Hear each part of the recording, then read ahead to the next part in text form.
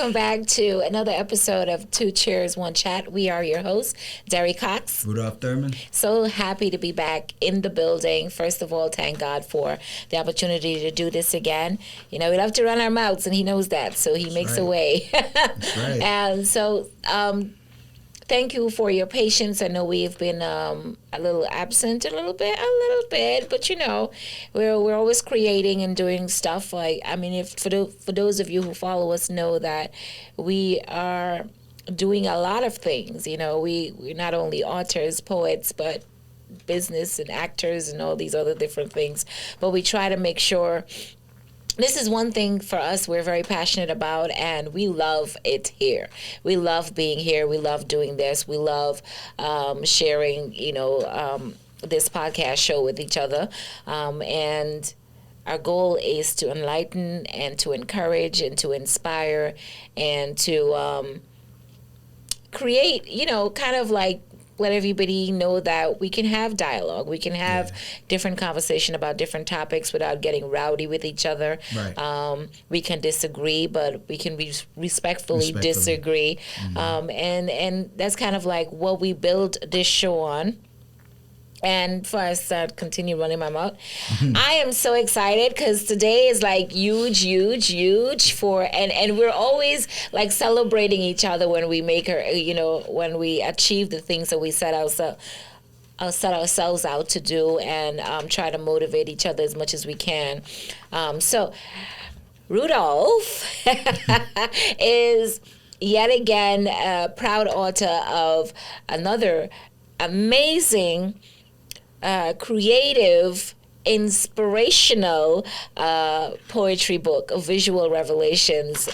Congratulations. Thank you. Welcome. You're welcome. So for this first episode, which I call Interview with Rudy, I am going to be asking him a host of questions regarding this book and, a little bit more of some other things, I think. Yes. But I do have to make sure I put the timer on because I tend to run my mouth too much.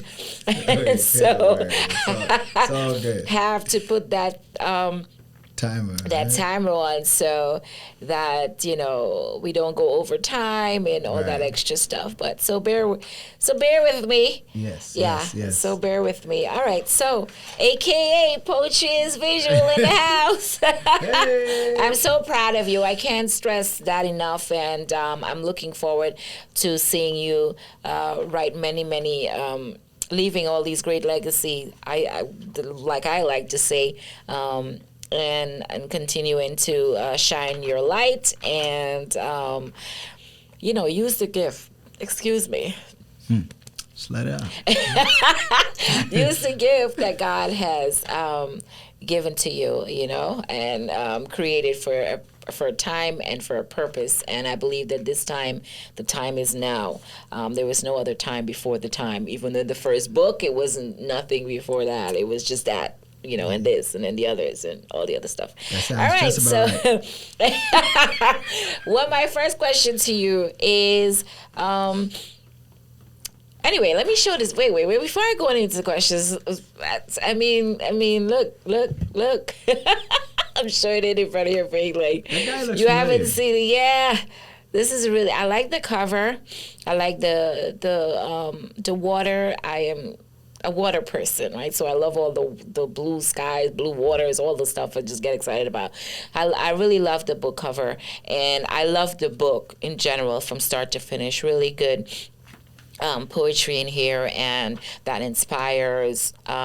could inspire a generation, and I believe that's why it was also created and done so beautifully well. So congratulations again, and now I'm going to roll into the questions I have for you today. So the first one is, when did you know you were a poet, or how did your love for poetry started? How I knew I was a poet, when I started writing different pieces that I knew that didn't feel like the pieces that I was writing before, because I always used to write. So I noticed like how I was putting like the words like together, and how I was painting pictures a little bit more than like how I was like the other times when I was writing. So it just felt different.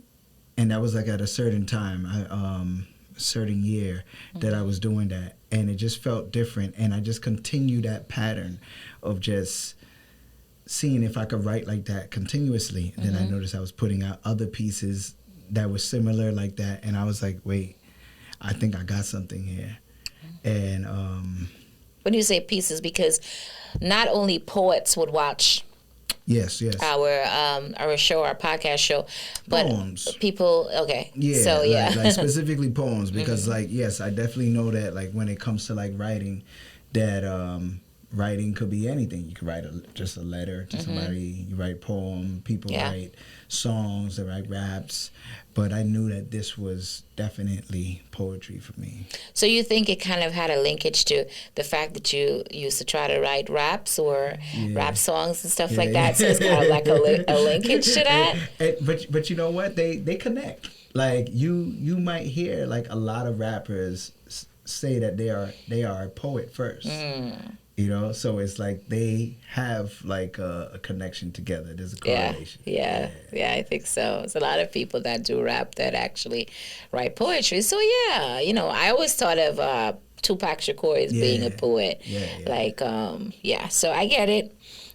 So what is something you look forward to hearing after you share your poems? Okay. And I know when I say share, because you normally would do a lot of sharing your art and your gift on Instagram, right? Yeah. So that's kind of like what I'm referring to, because I know you write a lot of your poetry and you put it out there. Right. So what I would look forward to at times is, you know, hear what people think. You know, if your feedback, like when I put out a piece, like a poem, and yeah, I care to, you know, to hear, you know, what people say. But I mean, if there's not any, you know, feedback, you know, like a lot of feedback or anything like that, I mean, it's okay, you know. But depending on what I'm writing on, like let's say if I'm writing like on a real deep topic or whatever that can bring people together for dialogue, like I definitely would want to hear like what you would want to say. Okay. Or how you feel about it. Yeah, I really think that you are a creative genius, if I must say that. Thank you. And I have a burping spree going on over here, but please excuse me. It's okay. You know I always keep it real. This is who I am. You keep it 100 all the time. Yeah, you are a creative genius. I've seen you done some really, really amazing poetry, and I know you do a lot of spoken word pieces, and really, really strong. And I say that because you're very particular with your sounds and the sound effects and stuff like that, which is really, really amazing.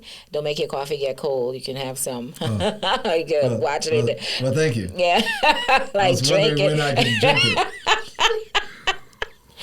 Woo! And you drink it anytime you want, but I'm just letting you know it's hot and you don't want it to turn cold. Okay. All right then. Like I was saying, yeah, you do. I consider you a creative genius. I think that you're amazing with your art and your gift, and you use it really well. So continue to do that. Thank you. And it kind of like encouraged me to, like, when I move around, to share you with the world, right? Because I think that you have an amazing gift, and one thing we have to learn as people, you know, in general, that when you see someone doing great, when you see someone doing good, it's okay to share with other people that this guy is great or this woman is great at what she's doing, and you know, you should check it out or whatever. Don't be greedy. I think sometimes people, and I know I'm going a little bit off here, but I think sometimes people, because they do the same thing that you do, they feel like if I'm shining the light, if I'm saying, here, I'm shining the light on this particular person, that it takes away from them. Right. Not understanding that we're all uniquely made, and we all have our gift and our little ish that we have, or niche, or whatever it is that we have that no one has. Like you don't have what I have, and I don't have what you have. Right. That's what makes it unique. And embracing our uniqueness is really important. Like I love to write poetry, but I know that you're a great poet. And I love your work. And there's other few people that I do, you know what I'm saying? So it doesn't matter to me when I'm doing my thing as well. It's like, you know, I if you do something the same day and I think it's extraordinary, like I'm letting people know, like, hey, check this out. Like, you know, I'm the same way. Like, you know, I think it's it's big you up because you're an awesome poet. Do you read? No, I'm just kidding. All right. So, next question for you is, what is your writing process like? So my writing process is, you know, sometimes I sit there and things could just come to me, like at no specific time, random time, and I just get like that urge to just, you know, I would start off like with writing down like a couple of lines, and after I finish write the lines, sometimes I can complete it all like in that moment, or if I'm busy I might come back to it. But for the most part, I will honestly say, like, when it's completed, that's when I come up with a title. Like, there's some people who may have a title first and then they write like their stuff. I like to write my stuff and then look at it as a whole and say what title is coming to me, like what does this piece mean? And that's how I usually come up like with it. Like, that's the writing process, like, of it. Yeah. Okay. In terms of the writing process, but you know, there's other stuff that I do, like with the putting the stuff together, like creatively, like with the music and stuff like that. But the writing process, yeah. That's Okay. I got it. We're good. Do you ever have writer's block? Nope. I don't have writer's block. I have topic blocks sometimes, and you and me talked about topic block. Yes, because I'm always like looking for something to write. I'm like, tell me what to write about or whatever. So but is there any advice that you would give to other people who say they have writer's block? Yeah. Well, first I want to break down the difference between the two. Okay. You know, because I think from my observation, and I think from your observation also, like out there, there's I don't think there's a big understanding on the two. I would say writer's block is where you just go completely blank and you don't know what to do with the pen, like, at all. Like, you know, like you can't put a word down like on the paper. Even though we're all writers, right? So I think topic block is like, okay, I know I have the ability to write, but I may have written a whole bunch of things already. I just don't know what to talk about now. Yeah. You know, so, but I feel like for the people who say that they have writer's block, if I put like 4 or 5 titles in front of you, you might not have writer's block. Right. You know, because it's like, now I'm giving you something, you know, to speak on. So now you're just using your gift, you know, to just write. Yeah. So my advice is, you know, push yourself always as a writer.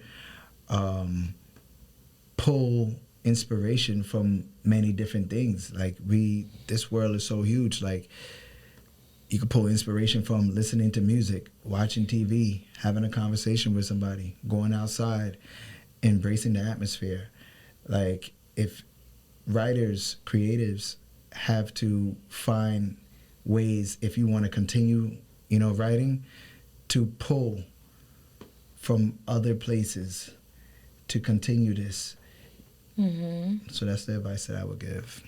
Okay, good advice. So does writing energize or exhaust you? Energize. I definitely wouldn't feel exhausted.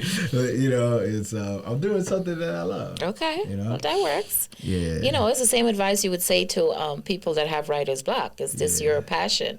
Right. Is this something that you love? Then when you love something, you embrace it in all different angles and different ways. Mm-hmm. And then you can write, even if you're in sad moments, like you can write about your sadness. Of course. Because, you know, yeah, we can do that. We can write about the skies and the green grass and this book on the table and that thing on the floor. Like, there's so many, you know, like, whatever. But, you know, people be like, oh, why is she trying to be sarcastic? I'm not. I'm just, you know, just saying. Yeah. Like, you know, when you're passionate about things, I think it drives you. But if you don't have anything to, if you're not really passionate about things, then sometimes you can find yourself not opening your mind to write about anything. You know what I'm saying? Like, for me, I'm passionate about God and sharing his word and sharing how he moves in my life. So kind of like most of the times that's where my angle goes when it comes to writing. But I also try to write about a lot of love because it's missing a lot. Right. And try to bring attention to other different things that matters to me. So good advice. Thank you. Thank you very much. Good advice. So what does literary success looks like for you? This right here. All right. Can you hold this, please? Oh, This right here. that's what's up. And wait, let me not even exclude you. This right here. You know, so this is what literary success would mean. Because we're writing, but what is the purpose? Right. Right? So if we decided that we was just going to write all these pieces and just keep them to ourselves and just read back all the stuff that we wrote. Like I like the one curious. Right? And just like don't share it like with nobody. And it's like, you know, we have to think about like what's next. Like what's the next level? Like if you want to go to the next level. Now Yeah, but some people don't. They just Yes. want to write because they like to write. Right, So it's I'm a just going to hobby, write probably. about that and stuff, but still purposeful. Yeah. Like having a purpose for it all. It drives you more to have a purpose, to actually be walking in your purpose though, right? So sometimes people just write because, hey, that's a thing I like to do, but that doesn't mean that it's their purpose. Correct. You know, so you have to you have to just figure that out. We can only try to steer you in that direction, but you have to figure it out. That's true. If you're happy with writing, then you write, and then the next thing would be either you make a diary of your poetry, or you write books about it and bring attention to different things, or free yourself because these things could be very freeing. You know, writing is very therapeutic. So Very. yeah. Very. All right. You know, I'm go crazy about spiritual pieces and really putting it like a thing in there. But so for your spiritual pieces, where do you pull from when you write those? That's a great question, by the way. So if I answered that, as great as the question is, the spiritual pieces, you know, I feel like I have like those moments where I'm sitting down and I'm thinking about not just the fact that I'm a poet, I'm an artist, but the content of the stuff that I'm putting out. I also feel like I am a messenger. Yeah. Right? So how important it is to talk about certain things. Spirituality is very important to me. I know it's very important, you know, to you. So I feel like I have no other choice but to like tap in to like those other like lanes and talk about like stuff like that, like spiritual stuff, relationships, like with God and Him using you and different examples in your life, and because people may have like their comfortable lanes where they only want to stay, like with writing, but I can't just live in this world and don't think that other things exist and not speak out like on it. So if I know who my gift came from, why not, use the gift that I have to speak on, things that I feel that are extremely important. Mm-hmm. So that's hopefully I answered. Yeah. Well, is that where you pull from? Huh? I didn't answer it to you. Well, your answer. Okay, I get it. What is the most difficult part of your artistic process? Like, is there a difficult part, do you think? Well, you don't have writer's block, so I know I think most of the people have, like, that's the issue, where I don't know what to write about. But anything that's difficult for you in your artistic process, the time, maybe having time to actually do it. if there was anything, right? It'd probably be that. Difficulty.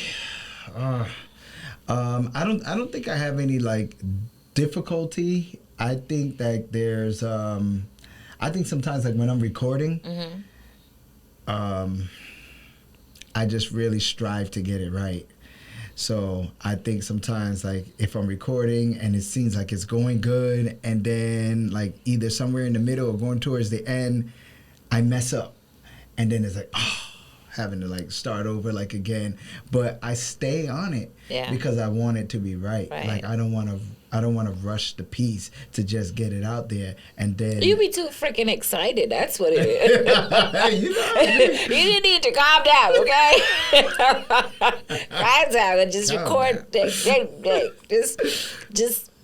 calm down and you get it. I mean, you do get it because we see the finished product, but we don't know the process. And show y'all. Yeah, but that's why I try to encourage you to just like take it easy. Because when I do my recording, I have this thing where I can't be bothered. It's gonna get done and it's gonna. Oh, that looks fine to me. Yeah. I mean, whatever.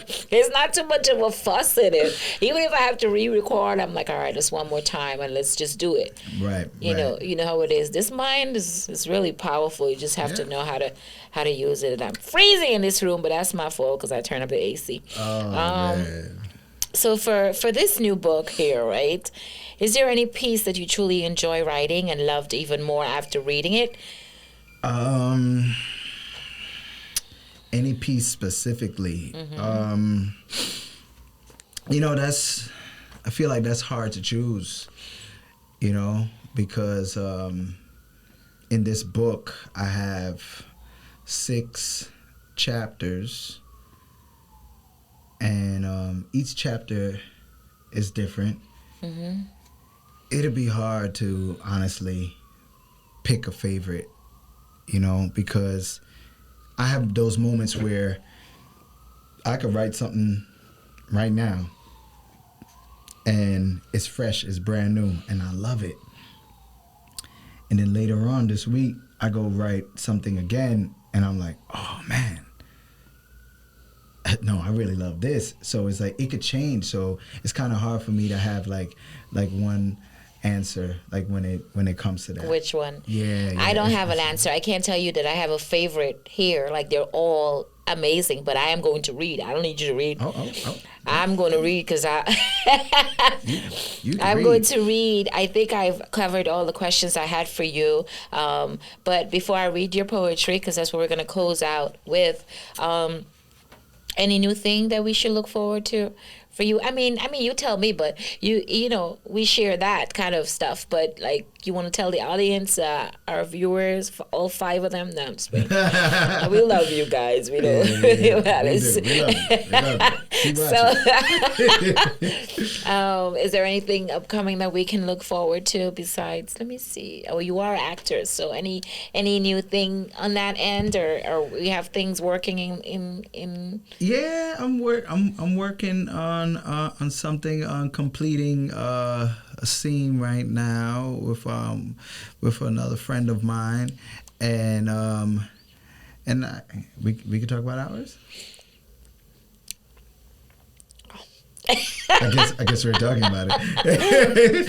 Well, you and me, we talked about doing something, and we already have the idea, and it's actually already written. Right. And besides that, besides poetry, is there anything else? Well, you did say you're working on a scene with another friend of yours. So we're gonna look out for that. I look forward to seeing that 2022 this year. That's the goal. Okay. That's the goal. Not 2020. Okay. All right. So. All right, let me see. From Visual Revelations, this one I like too. I like Soul Scripture. It goes, I have a gift through my vision. Messages are given. I kill my flesh so my spirit begins living. I speak through my writtens, flowing with rhythm. I form crowds like a playground filled with children and leave my signature wherever I visit. The key is for the mind to be free. My wisdom will release you from prison. My thoughts are exquisite. Expressing myself eloquently, verbal celibacy. Don't touch my vocabulary. I'm a wordsmith. Forget chills. I feel it in my capillaries. Father, forgive them, for they don't know what they do. Oh, that's a message for my adversaries. I'm protected by the blood from above. This is love. His home is heavenly. I let his hymns rest in me. I'm guided through his melody. Some read palms, I read psalms, words of assurance, spiritual endurance, cleansing myself as I prepare my cup for more pouring. That was really, really good. I like that. Thank you. Thank you. I really appreciate that. Let's see what else. There's so many great ones. Let's read Stimulation from chapter 4. I want conversations that's stimulating. Too much time is being wasted. What are we creating? When you're speaking, there should be purpose in what you're saying. I'm not cool with being stagnated. I long for elevation. I get bored because I want more. When it comes to intelligence, my mind is an open door. Give me that round table talk that makes the mind walk, mental discovery. The right surroundings will produce ideas that's astounding. Certain environments will have your head pounding. I can't afford for my mind to be clouded. Lacking tools in a pool will only result to yourself drowning. I need my feet flat on the concrete to feel well grounded.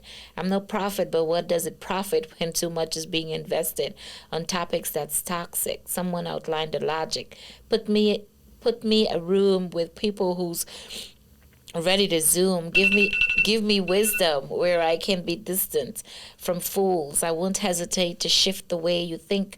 We need to elevate. What should we eliminate? Killed germs, let it burn, let it fumigate. Empty talk should never resonate. I'm seeing hell and hate.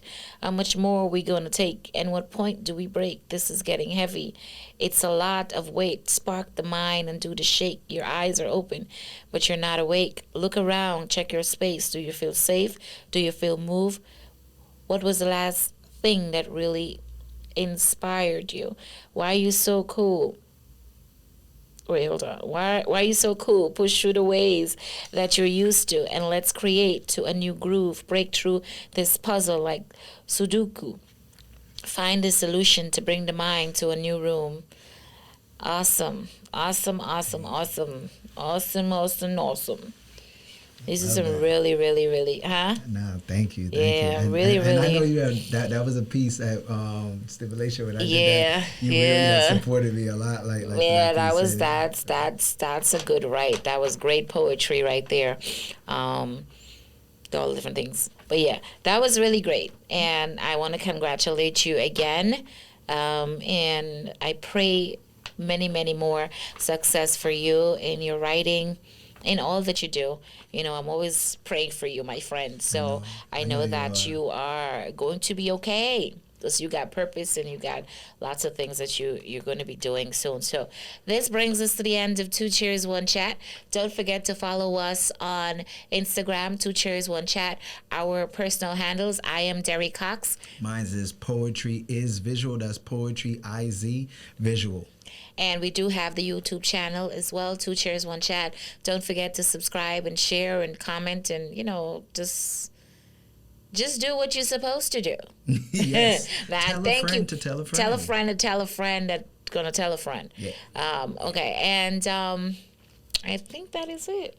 Until next time, where we will be talking, maybe we're gonna talk about friendships. Yeah, let's talk about that. Because people don't know what that is. No, stop. Thank you again for watching. Until next time, we are your hosts, Derry Cox. Rudolph Thurman. And thank you. Who's Chatting in the chairs. we are?